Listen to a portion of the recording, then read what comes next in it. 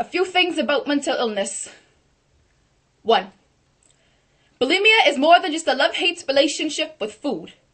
It's the inability to restrict, yet a desire to be in control. Maybe that's why her story was one that's never been told, because she's been choked by daddy when she tried to purge her feelings, and maybe that's why her heart connects with her mind, because they're both always reeling. Now, her stomach does somersaults while she tries to get rid of the memory, but who could forget daddy when daddy swore he'd never forget her, and left her nothing but a stem of a flower he told her to water. Funny how he cared more about what went into the plant than what went into her stomach, too.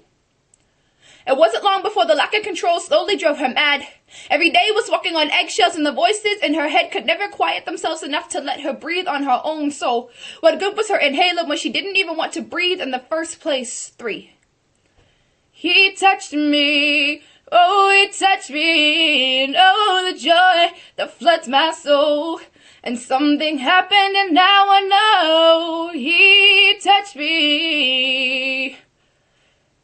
But it was nowhere near the familiar feelings of how daddy should have loved his daughter, cause while she was supposed to be loving me to the end of time, he made me 18 at 9, as if I had any way to change the fate I wasn't even aware I didn't want. Left me at the bottom of the stairs while I searched for her heart that I didn't even remember being there in the first place. Maybe if we taught little girls the warning signs of a rapist, we could save a generation of unprepared mothers. 4. Rape is not a fantasy. It's not finally finding somebody to love, because baby, I can guarantee he doesn't love you. Yes, I said he doesn't love you. And baby, I know it's hard, but be thankful that you're alive, cause love makes your heart skip 2 beats for joy, and his fingers should be nowhere but where you allow them to place them. So tell me why his fingers were so far up your thigh that it made you uncomfortable, but not enough to tell him no, cause all you wanted was to be held in the arms of false companionship, but couldn't want to flirt with the ideology of a relationship. But couldn't seem to find the right words to say, you're the place my life begins, and you'll be where it ends. Because you're not even sure if your life is willing to end that way. And I guess you could just flirt with the ideology of, he's almost what I wanted, instead of finding yourself within God and saying, I will wait for you. 5. When you left me at the bottom of the street corner, my heart still longed for your touch, so I began to find your heart in the beat every time I never knew you. Obsessed over seeing you, because you were the closest thing to love I ever knew. When I counted the number of times I waited for you, twice. And it never added up to the number of times you tried to come after me, so I guess I should leave, but OCD tells me you changed. Now I'm filthy and self-pity, and not even the light of rain could wash away my emotions. 6. Yes, my mental illness is in my head.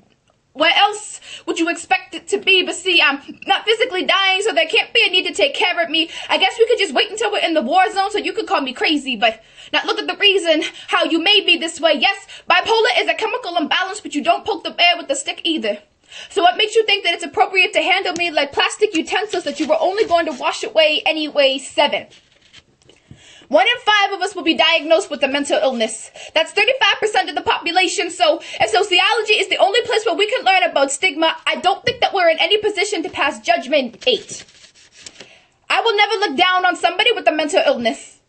I will not try to better myself while pointing out the flaw on another cannot control. See, and we were a role play, I will be the ventriloquist and you would be my puppet.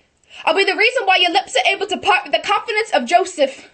Because you are worth so much more than what they allow themselves to see, so don't ever think that you go unnoticed.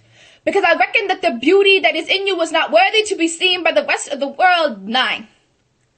The last time you saw your sister. Now she's just a figment of black and blue, and nobody believes you when you tell them that daddy's a monster. Just call you crazy and tell you to take your medication because you're crazy and your feelings aren't even real. 10. If I wanted to die, you would be the reason why.